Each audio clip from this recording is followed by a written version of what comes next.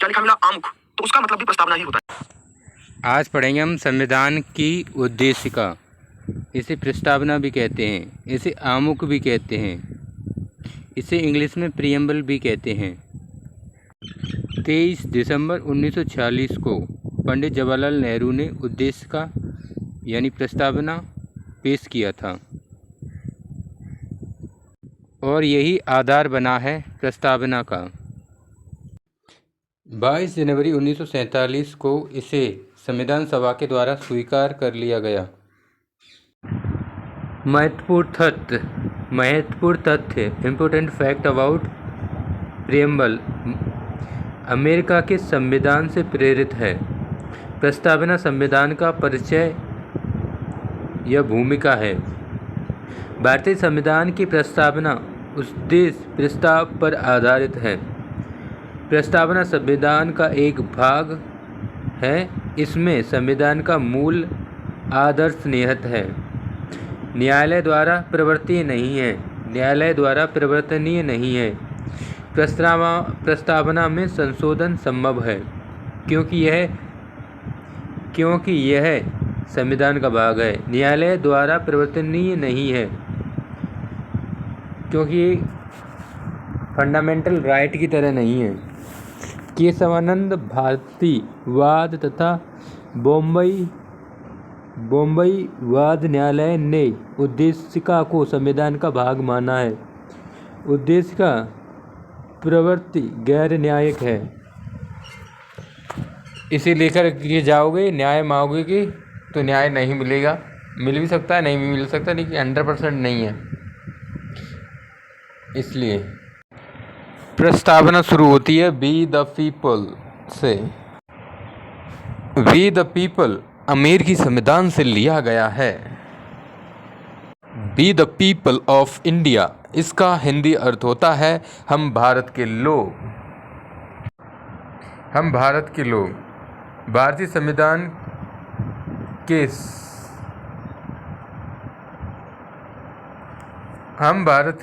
भारतीय संविधान की शक्ति का स्रोत है। मतलब भारत के संविधान की शक्ति क्या है? भारत के लोग। हमारा संविधान है कैसा? तो इसके लिए संविधान की प्रस्तावना में 5 शब्द दिए गए हैं। संपूर्ण प्रभुत्व संपन्न। दूसरा समाजवादी। तीसरा पंथ निरपेक्ष।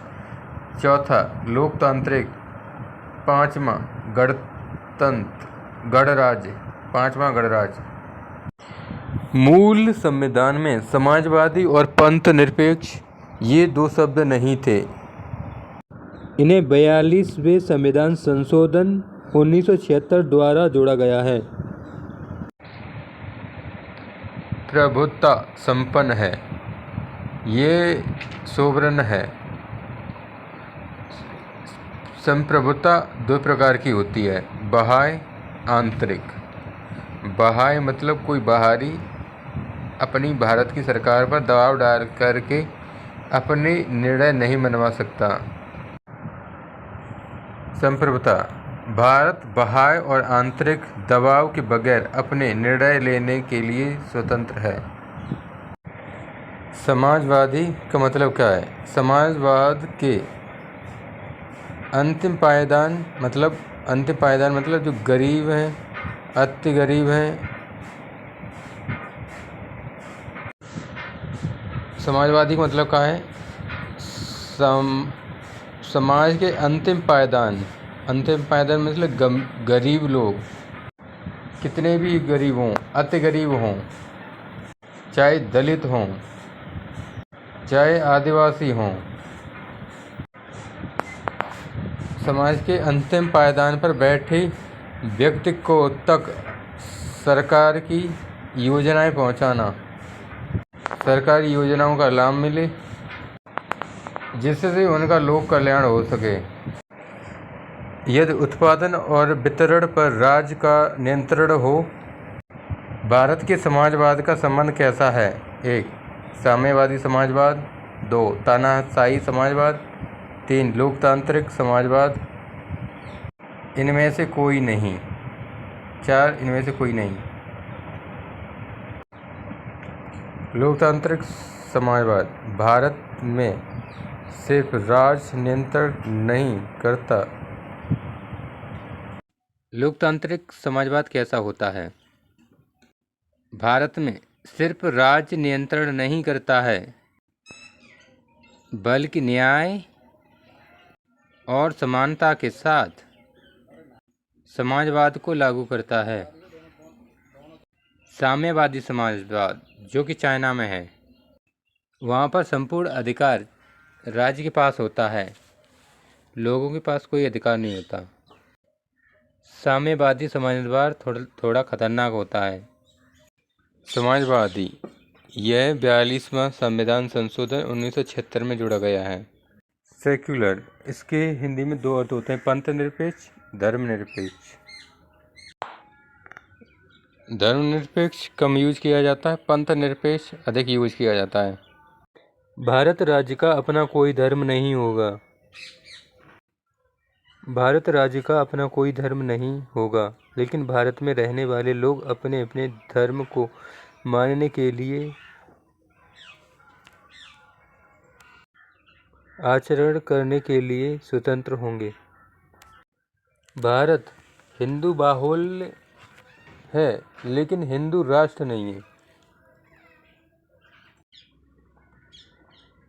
सेकुलर ये भी भारत के मूल संविधान में नहीं था, ये भी 42वां संविधान संशोधन 1976 में जोड़ा गया है।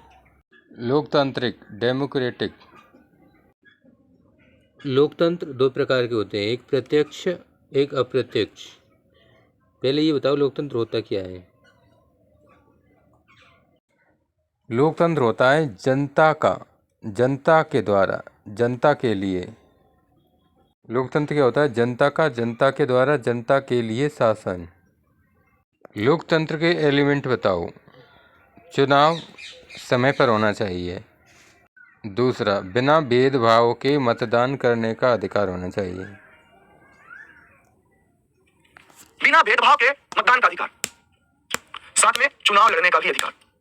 बिना भेदभाव के मतदान का अधिकार,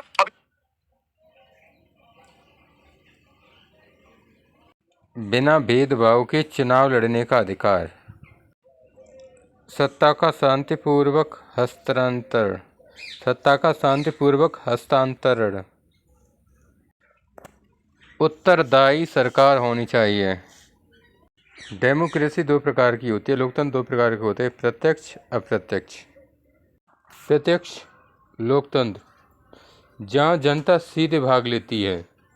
अप्रत्यक्ष लोकतंत्र में जनता सीधे भाग नहीं लेती, जहाँ जनता के चुने हुए प्रतिनिधि भाग लेते हैं। प्रत्यक्ष लोकतंत्र इसमें पहल होती है, जनता का संग्रह होता है, जनमत संग्रह होता है।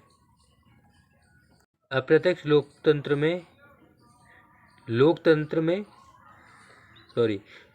के 2 भाग होते हैं, एक प्रत्यक्ष एक अप्रत्यक्ष। प्रत्यक्ष लोकतंत्र में पहल होती है, जनमत संग्रह होता है,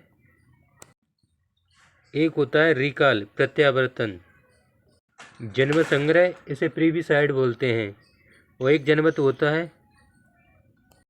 पहल का मतलब बिना जनता से पूछे किसी चीज़ की पहल नहीं होती, जनता से पूछकर किसी कार्य विधेयक की शुरुआत होती है। जनमत संग्रह में राजनीति मामले में जनता की राय ली जाती है कि कोई कार्य किया जाए या न किया जाए। जनमत संग्रह। प्रत्यावर्तन से क्या अर्थ है? प्रत्यावर्तन का क्या अर्थ है? यदि प्रत्यावर्तन से क्या अर्थ है? रिकॉल से क्या अर्थ है? यदि जनता के द्वारा चुना गया प्रत्याशी सही तरीके से कार्य नहीं कर रहा है तो जनता उस व्यक्ति को उसके पद से वापस बुला लेती है। जनता संग्रह इसमें है क्षेत्र या सीमा के मामले में जनता की राय। अब देखते हैं अप्रत्यक्ष लोकतंत्र के बारे में। अप्रत्यक्ष लोकतंत्र दो प्रकार का होता है। एक में संसदीय प्रणाली होती है, एक अध्यक्षात्मक प्रणाली होती है। संसदीय शासन प्रणाली ये इंडिया में है, यूके में है। अध्यक्षात्मक प्रणाली ये यूएसए में है, अमेरिका में है। संसदीय शासन प्रणाली में रियल पावर प्रधानमंत्री के पास होती है। अध्यक्षात्मक शासन प्रणाली में रियल पावर राष्ट्रपति के पास होती है। संसदीय शासन प्रणाली में संसद के लोगों का चुनाव होता है। संसद के लोग पीएम का चुनाव करते हैं। अध्यक्षात्मक लोकतंत्र में प्रेसिडेंट सीधे चुना जाता है।